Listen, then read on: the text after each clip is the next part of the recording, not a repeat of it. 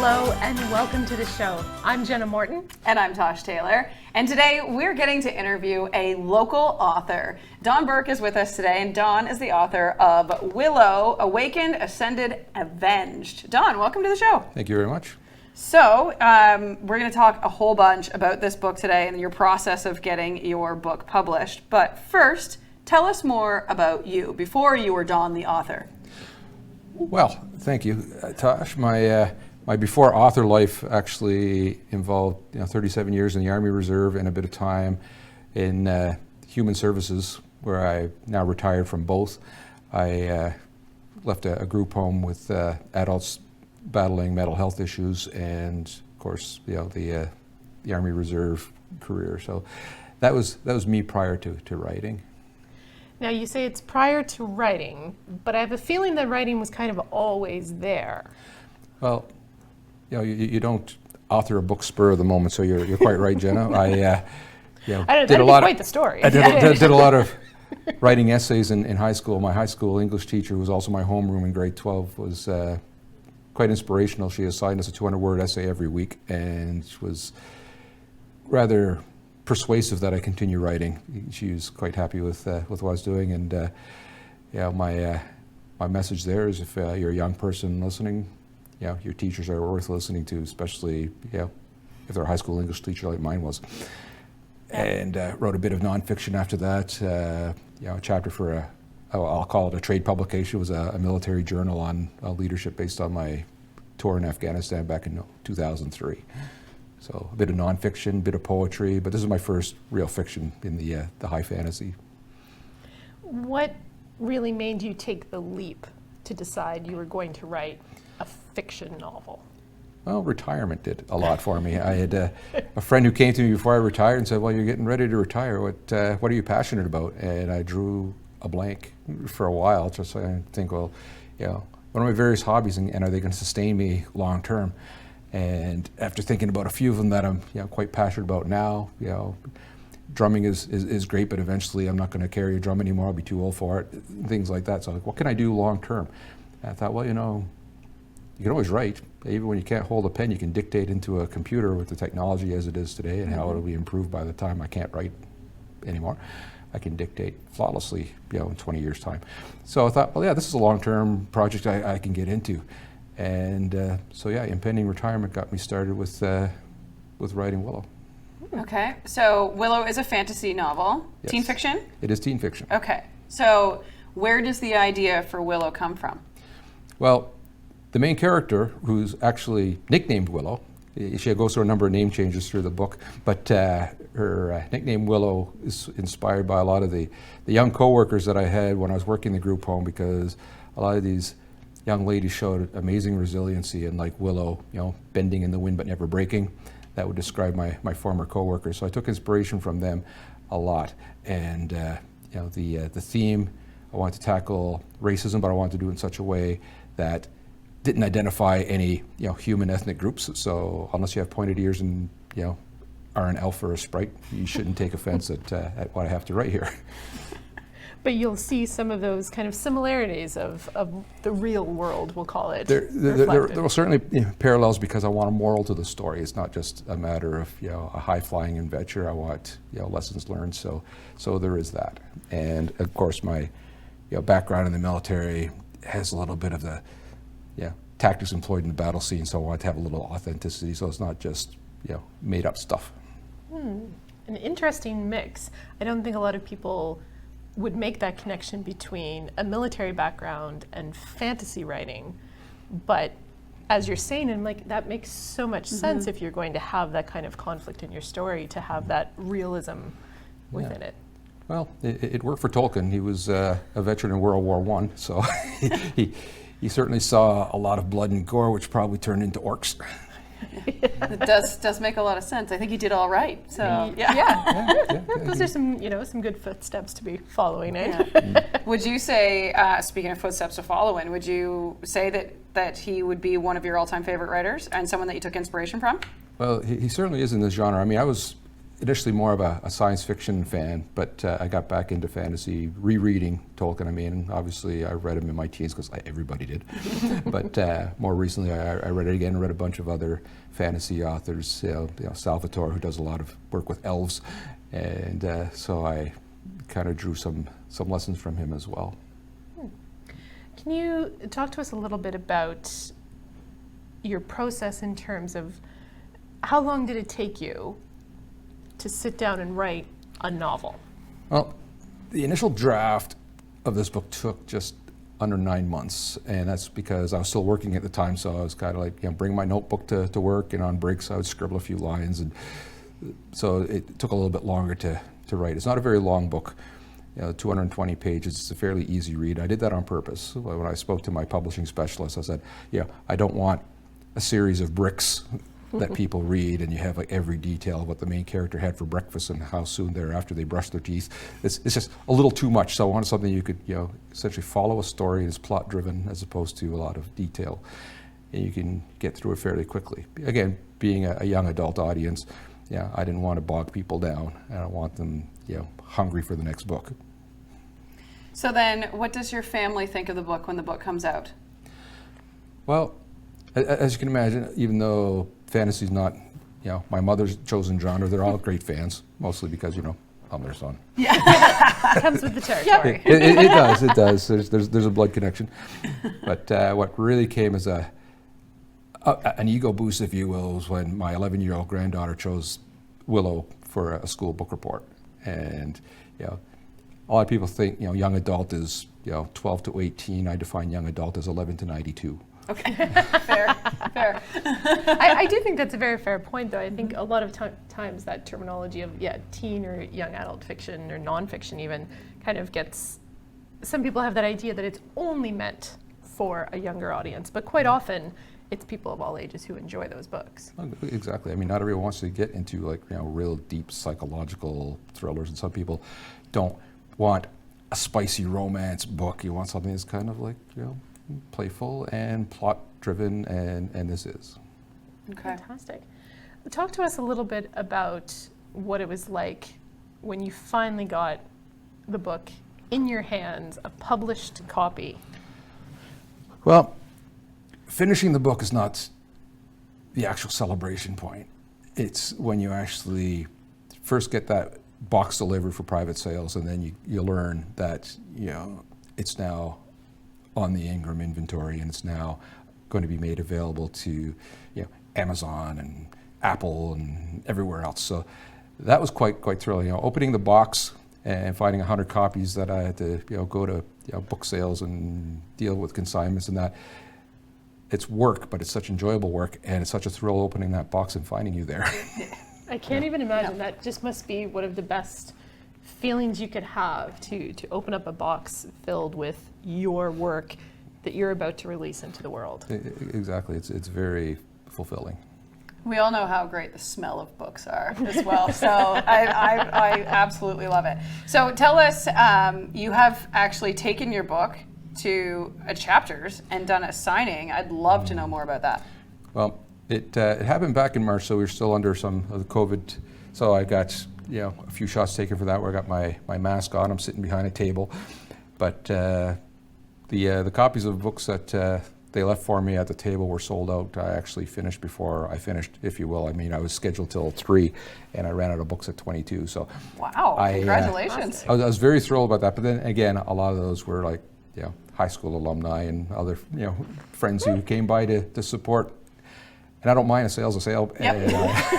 Well, exactly. Support is support. Yeah. And when the manager wrote me later at night and I told him I sold out, he said, "Wow, I should have given you more copies." I said, "Yeah, you should have." Yeah. Absolutely. Where can people find the book right now? Well, again, if you're local, you can go to the Chapters here in Bass Pro, and you'll find it in the teen fiction section, which in itself was quite a thrill when I first walked down there, because when they did product placement, they had copies face forward, so you actually saw the front cover, which I myself am just enamored with. I can't really credit the actual illustrator, because it's the graphic design team at Friesen Press who produced the book. but I've gotten all kinds of great comments on the book cover and great comments on the map. Who I can attribute to is Braden Soto out of Alberta. Everything is subcontracted with this hybrid press. Talk to us a little bit about that process, because I think there's still some mystery among the public as to what it means to have your book published through a hybrid like you've chosen. Well, really we have two types of authors generally. You have a traditionally published author that has a publishing house that contracts them and does everything. And then you have an independent author who does everything themselves. In between, you have authors like me who are considered independent, but we are not tagged to a traditional publishing house. So the hybrid press essentially is, I'll refer to as a publishing facilitator. You contract them to do book design, the layout, there's an editing package, and the initial distribution after the fact. So once the book's written, we go through a bunch of design sessions back and forth and editing rounds. And once it's finally finished and you press print, it's a print-on-demand book, so it's not stored in a warehouse as such, but it's now widely available. And they do the initial distribution, so they put the ISBN out to Amazon and Apple Books and Kobo and you name it. And also hard copy distribution is also through them. And they also have their own web-based bookstore, like the Friesen Press bookstore, that you can buy it from them directly. That's fantastic. I want to know more about the writing process. So you said you started before retirement, but so you get into retirement, you set your office up, I'm guessing, and you sit down and go, okay, I'm an author. What's my first step? Yeah. Well, there are two. Two types of authors, traditional and independent. Well, we also have two brands of authors, what we and I like to call the industry will refer to as plotters and pantsers. Now, plotters, have detailed storyboards. They've got their world built. They've got magic systems already, scrolled down, and everything is in detail. And then you have pantsers, who are more like me, and they fly by the seat of their pants.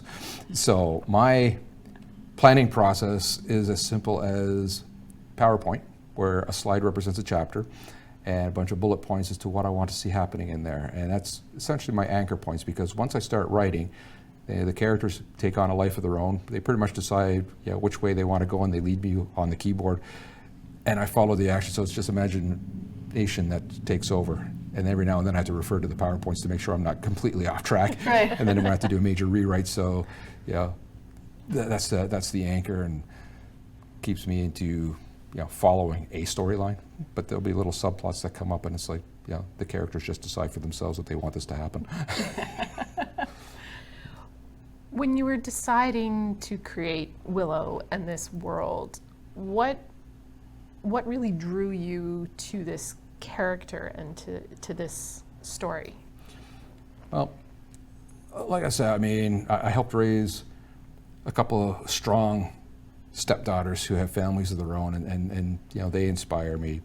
But as I mentioned earlier, the former coworkers who resilience at work, and that just told me there's a lot to be said about a young female character who's not a damsel in distress, does not have a romantic subplot. Essentially, she's a person who takes charge and overcomes adversity, builds allies, takes on issues as basic as racism between two entire species, if you will, between the wood sprites and the night owls, because she herself is of mixed birth, but she has a wood sprite mother and a night elf father, and she's unique in that. So she's bullied at first, so we deal with bullying.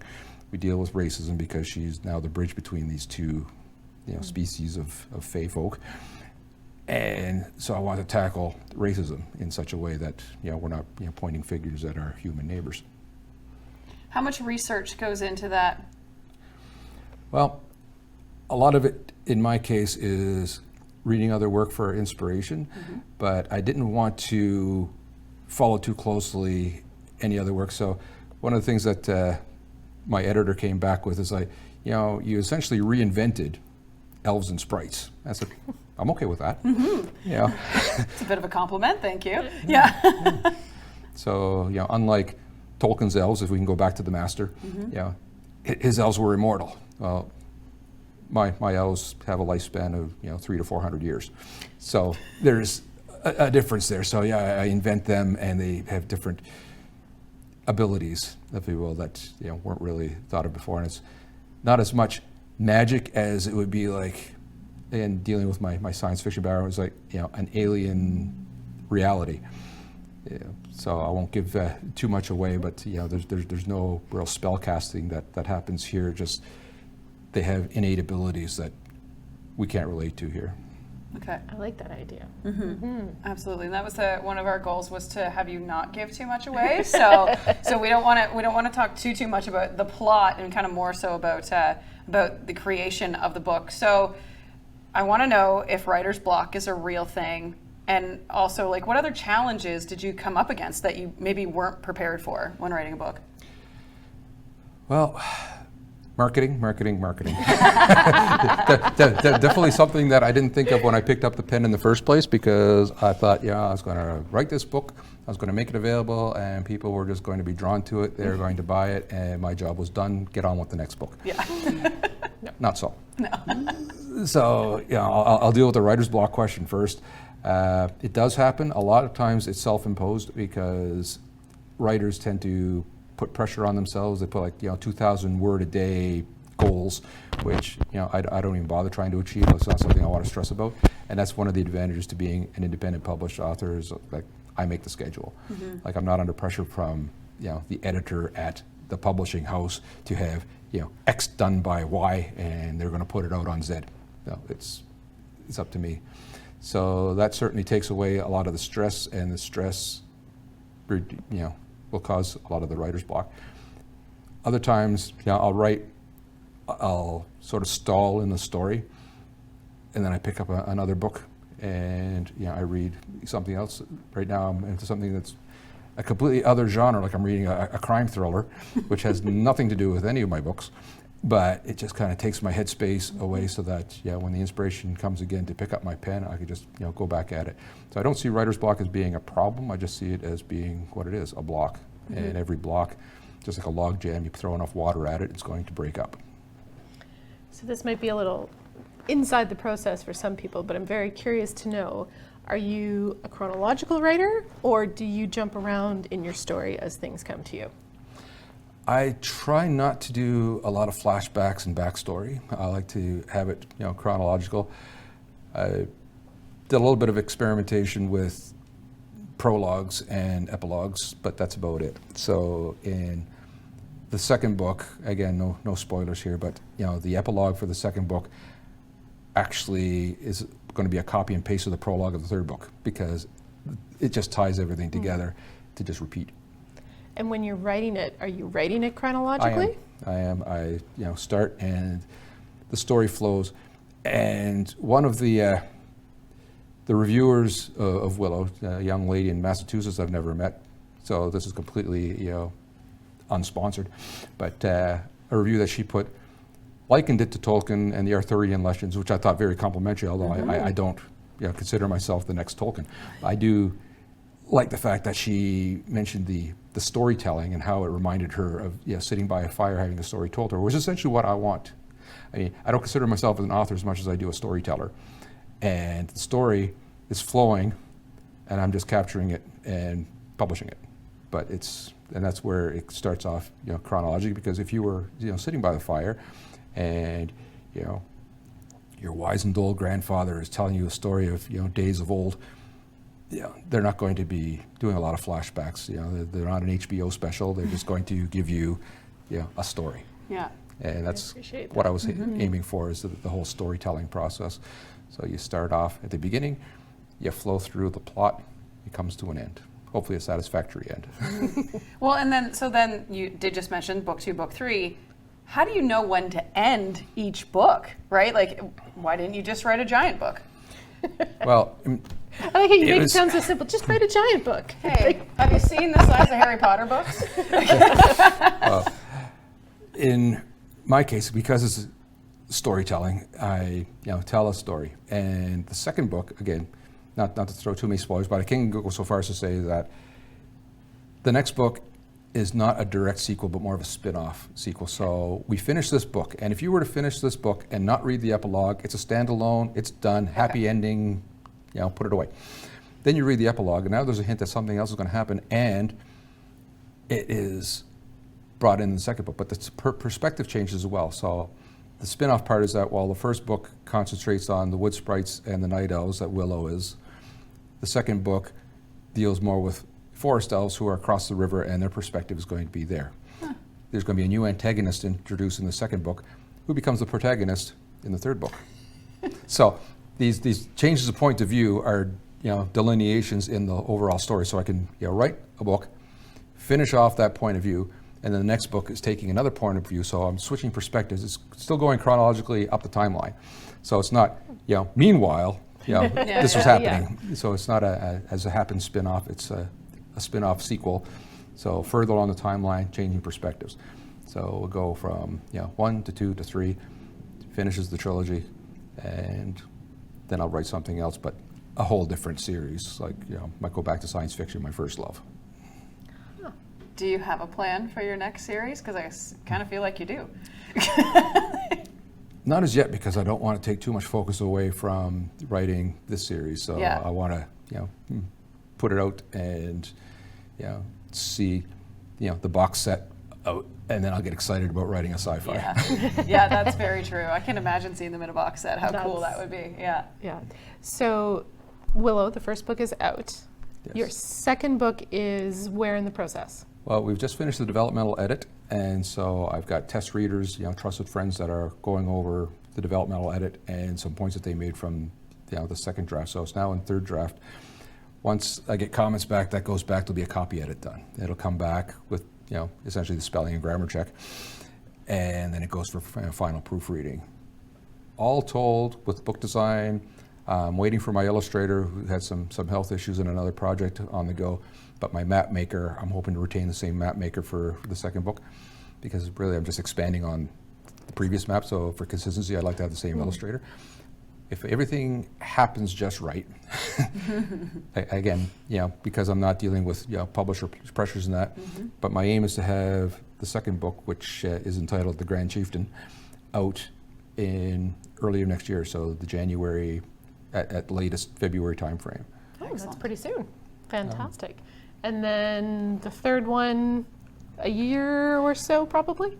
Well, because I've already started it, I'm hoping that might actually be available a year from now. So, October of 2023, maybe Christmas of 23 will be the final installment of the Willow's Wake trilogy. Wow.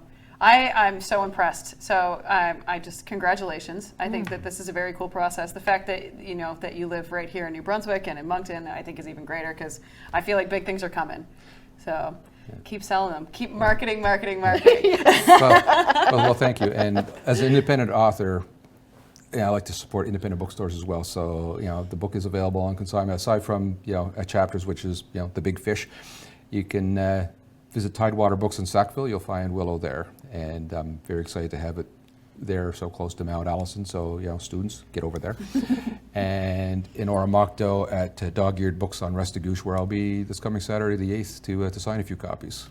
Perfect. That's so exciting. And I love hearing the shout-outs to the various independent bookstores in New Brunswick, because they are just so fundamental, I think, to our communities to have these resources. If someone isn't able to get out to one of the bookstores and they want to order online, what's the best way to find you and find out about the books? Well, the easiest way to get the full package deal is to look up my website. It's donbourque.ca. So on there you'll find all my social links and also the various links to where you can buy it. So, Amazon, Apple, like I said, it's available pretty much anywhere.